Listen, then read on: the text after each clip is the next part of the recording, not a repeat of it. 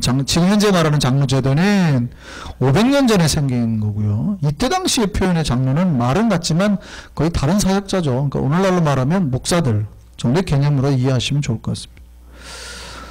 그러니까 교회의 지도자들을 다 부른 거예요. 교회가 흩어져서 에베소 교회를 가르치고 다스리는 지도자들을 다 불러내는 거죠. 그리고 뭐라 그러냐면 그 유명한 설교를 합니다. 자, 사도행전 20장 볼까요? 20장 22절에서 24절까지 우리 다 같이 한번 바울이 무슨 얘기를 했는지, 밀레도에서 무슨 얘기를 했는지 한번 같이 한번 보겠습니다. 시작. 보라, 이제 잘 안 찾으셨어요? 사도행전 20장 22절에서 24절 시작. 보라, 이제 너는 성령이 메어 예루살렘으로 가는데 거기서 무슨 일을 당하는지 알지 못하노라. 오직 성령이 각성해서 내게 증언하여 결박과 환난이 나를 기다린다 하시나 내가 달려갈 길과 주 예수께 받은 사명 곧 하나님의 은혜의 복음을 증언하는 일을 마치려면은 나의 생명조차 조금도 귀한 것으로 여기지 아니하노라. 그러니까 바울이 지금 자기가 예루살렘으로 성령에 이끌려서 예루살렘 이제 들어갈 건데 예루살렘으로 가면 자기가 붙잡힌다는 거 알아요, 몰라요? 안다고요. 거의 이제 내가 목숨을 바쳐야 될 때가 오는구나, 그 결단을 하게 되는 겁니다. 그럼에도 불구하고 바울이 성령께서 가라고 하니까 예루살렘으로 가는데 거기서 결박과 환난이 자기를 기다리는 건 알아요.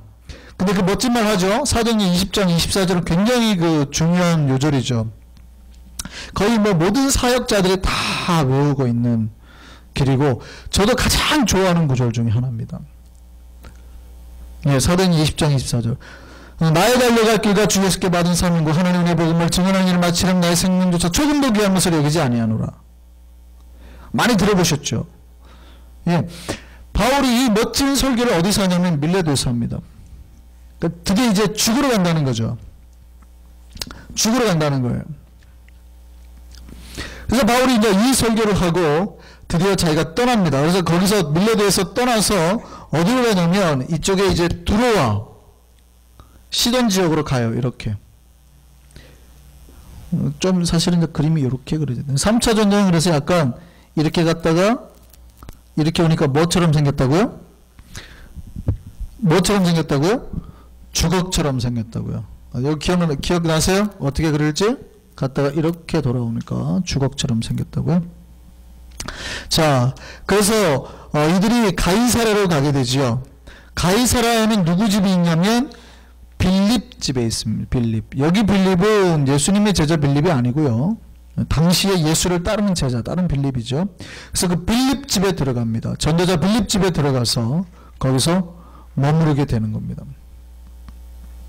자, 가이사랴에 의해서 그러니까 7 집사 중에 한 명이죠. 여기가 빌립이. 그러니까 7 집사 빌립인 그 빌립 집에 들어갑니다. 그랬더니 이 딸이 넷이 있었는데 네 딸 예언을 해요. 근데 그 한 딸이 뭐라고 예언을 하냐면 이제 예언을 하는데 딸들도 예언을 하는데 그 예루살렘으로 또 유대로부터 내려왔던 아가보라고 하는 선지자가 다시 예언을 합니다. 뭐라고 그러냐면 바울의 띠를 가져다가 자기의 손발을 묶고 예언을 해요. 그러니까 이게 뭐 당시에 좀 상징적인 그 방식이죠. 뭐냐면 하나님이 그 이렇게 예언하라고 그럴 때 머리털을 해가지고 날리든지 아니면은 자기가 이렇게 누웠다가 뭐 왼쪽 이렇게 그러니까 특징적인 걸 보인단 말이죠. 뭐 그 자기 아내의 고매를 다시 데리고 와서 예언을 하든지. 그러니까 이스라엘 백성들이 알만한 독특한 거를 통해서 자극을 주고 알려주는 거예요. 독특한 그런 유대 선지자들의 모습이 있어요. 그러니까 선지자들은 그래서 옷도 좀 특이한 거 입죠. 세례요한이 뭘 입었어요? 낙태털옷, 뭐 이런 가죽 이런 거 입잖아요. 그런 걸 입고 또 뿐만이 아니라 구약에 보면 선지자들은 대부분 자기가 선지자들에서 증표가 있었습니다. 그러니까 딱 보면 아, 저 사람 선지자구나. 이마 같은 데 보면 그런 표식이 있었어요. 그래서 뭔가 특징적인 어떠한 행동들을 하면서 예언을 했어요. 그 이유는 더 그 강력한 메시지를 주기 위해서. 그러니까 이 아가보라는 사람이 와서 바울의 띠를 가져다가 손발을 묶고 난 다음에 예언을 했는데 뭐라고 예언하냐면 바울에게 성령이 말했던 것과 똑같은 예언을 하는 거예요. 뭐라고 그러냐면 이 사람이 올라가면 이 띠의 임재가 결박당해서 이방인에게 넘겨줄 것이다. 그러니까 똑같이 예언을 하고 뭐라고 그래요? 바울에게 올라가지 마라. 올라가지 마라. 그러니까 해석을 굉장히 예언에는 하나님의 그 말씀의 해석이 굉장히 중요해요. 지금 한쪽에서는 똑같은 예언을 받았는데 올라가지 마라. 당신 가면 죽을 거다. 라고 말하는 거고 한쪽에서는 똑같이 예언을 받았는데 죽는 거 안다. 그리고 이게 하나님 뜻이다고 올라간다고요. 이해되세요? 뭐가 하나님 뜻입니까? 지금 예언이 와가지고 가면 결박되고 잡힐 거니까 가지 마라 라는 사람이 있었고 결박된 거 알지만 이게 주의 뜻이다 가는 것과 어느 게 하나님 뜻이에요? 왜 대답을 하세요? 어느 게 하나님 뜻이에요? 그러니까 뭐가 하나님 뜻이냐고요? 가서 죽는 게 하나님 뜻이에요? 아 하나님이 요렇게 환상을 주시는 거는 내가 피하라고 주신 거구나 요거예요. 네. 둘 다 하나님의 뜻일 수 있죠. 근데 많은 사람들이 어떻게 해석을 하냐면 우선 나에게 이득이 나는 쪽으로 해석을 하죠. 아 요걸 알려주신 이유는 손해보지 말라고 피하라고 주시는 거구나 라고 보통 해석을 한단 말이죠. 보세요. 어떤 환상을 주셨단 말이에요. 어떤 환상을 주셨는데 환상을 주신 이유가 보니까 야 내가 이거 손해볼까봐 하나님께서 나에게 이 환상을 주셔서 나를 피하게 하시는구나. 누구나 그렇게 해석하죠. 근데 바울은 어떻게 해석했어요? 내가 죽을 거 하나님께서 알려주신 건 나도 알지만 그럼에도 내가 죽는 것이 누구에게 더 유익해요? 주님께 더 유익하다. 죽는 것이 주의 뜻이다. 바울은 그렇게 해석했습니다. 바울의 해석이 맞습니까? 틀립니까? 우리는요. 네, 그래서 해석을 잘 하셔야 돼요. 많은 사람들이 하나님의 말씀을 자기의 이득에 맞춰서 해석을 해요. 아, 이거 나 손해나니까 하나님께서 하지 말라고 주신 거는 아니에요. 어쩔 때는 손해나는 거 알아요, 하나님이. 그럼에도 불구하고 이것이 주의 뜻이다 할 때는 선택하셔야 된다고요. 그래서 바울이 그 환상 가운데 빌립의 딸들이 예언을 하는데 그럼에도 불구하고 바울은 뭐라고 그래요? 21장 13절 보세요. 바울이 대답하되 그 사람들에게 뭐라고 그래요? 가지 말라 그러니까 여러분이 어찌하여 울며 내 마음을 뭐하게 하느냐? 상하게 하느냐? 나는 주 예수의 이름을 위하여 결박당할 뿐 아니라 예루살렘에서 뭐요? 죽을 것도 각오하였노라. 바울이 뭐라고 그래요? 죽을 것도 각오하였노라. 그러죠. 그리고 바울이 어디를 향해요? 예루살렘에 향합니다. 그러니까 바울이 예루살렘에 들어가서 야고보를 만납니다. 장로들을 만나고 바울이 문안하고 안수를 하는데 그때 이제 바울이 성전에 들어가는 거거든요. 성전에 들어가서 했는데 드로미모라는 이방인을 데려갑니다. 근데 성전에는 지성소가 있고 성소가 있죠. 여인의 뜰이 있고 이방인의 뜰이 있습니다. 여기 이방인의 뜰까지는 밖에 이방인이 못 들어가요. 여기를 넘어설 수가 없어요. 들어가면 안 돼요. 경계가 있거든요. 이방인의 뜰에. 여기는 또 남자들밖에 못 들어가고 여기는 뭐 사제들밖에 이제 밖에 못 들어가고 그렇게 되어 있는 거죠. 이렇게 큰 이제 헤롯 성전이 큰 틀이 있고 이쪽에 이제 안토니오 요새가 이렇게 그러니까 물론 이쪽 북쪽 뜰이 이렇게 좀 넓습니다. 여기가 좀 뜰이 있고 이쪽에 이제 안토니오 요새가 있어요. 여기 안토니오 요새가 뭐냐면 그 로마 병사들 이 성전이 유대의 전체 핵심 지역이기 때문에 항상 여기를 감시해요. 여기에 대제사장 의복을 감춰두고 속죄제 때 영키프르 때 1년에 한 번 제사장 복장을 내려주고 그렇게 하면서 유대인들을 통치하고 통제했습니다. 그러니까 여기에다 병사들이 집결하는 데예요.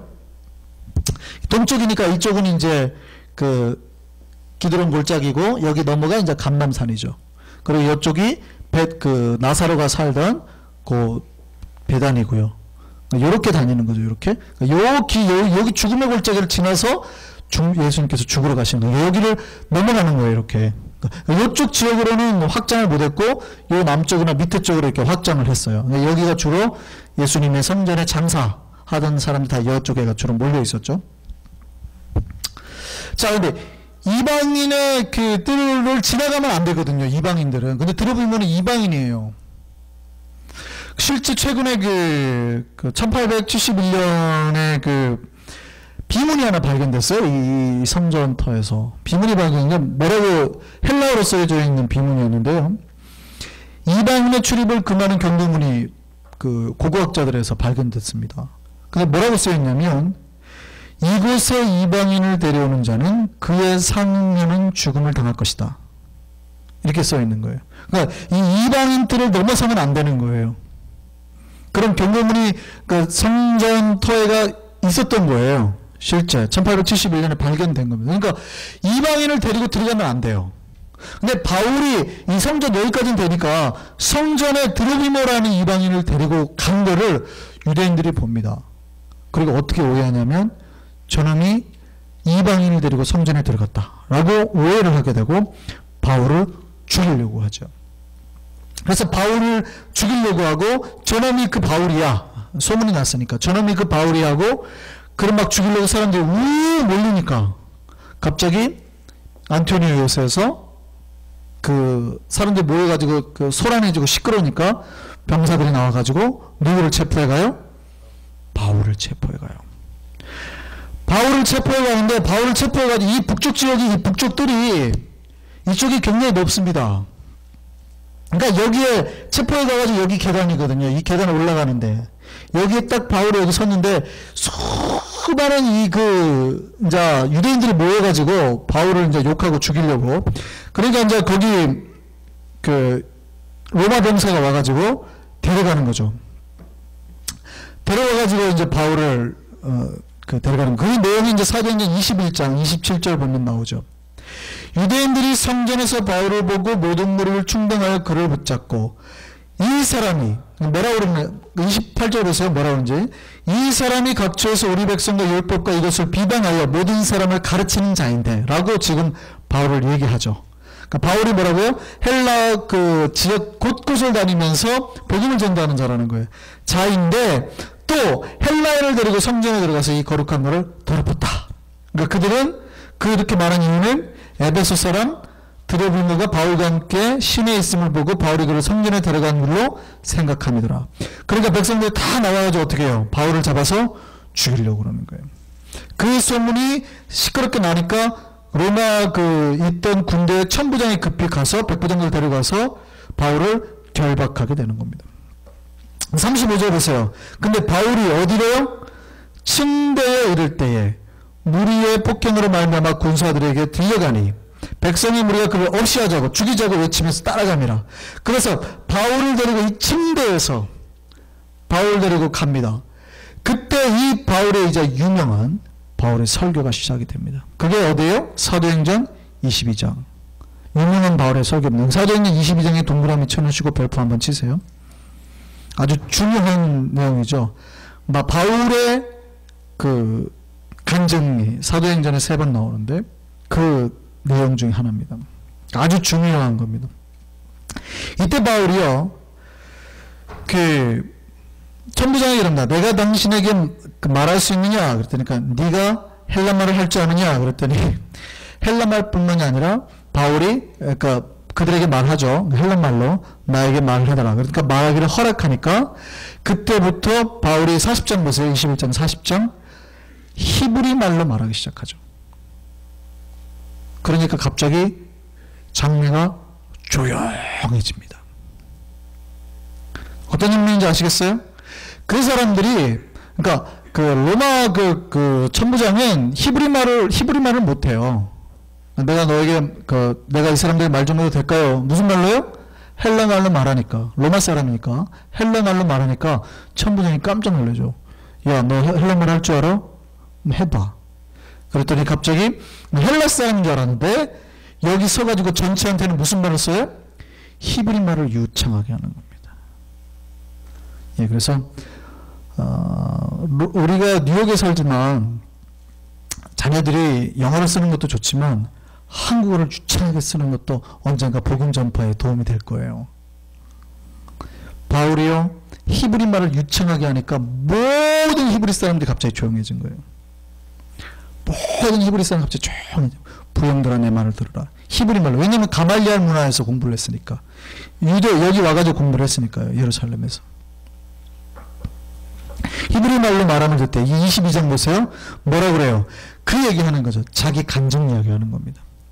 자기는 원래 가말리알 문화에서 자라서 똑똑한 사람이다. 그러면 이 기독교를 아는 그 율법을 엄한 배교자로 생각하고 박해를 했다. 그래서 그들을 죽이려 공문을 받아서 다메섹까지 가서 거기 있는 자들을 결박했고 죽이려고 했는데 다메섹 거기다 갔을 때 하늘로부터 큰 빛이 비치고 소리가 나서 사울아 사울아 네가 왜 나를 박해하느냐. 주님 누구십니까? 그러니까 뭐라 그래요? 나는 네가 박해하는 나사렛 예수도라.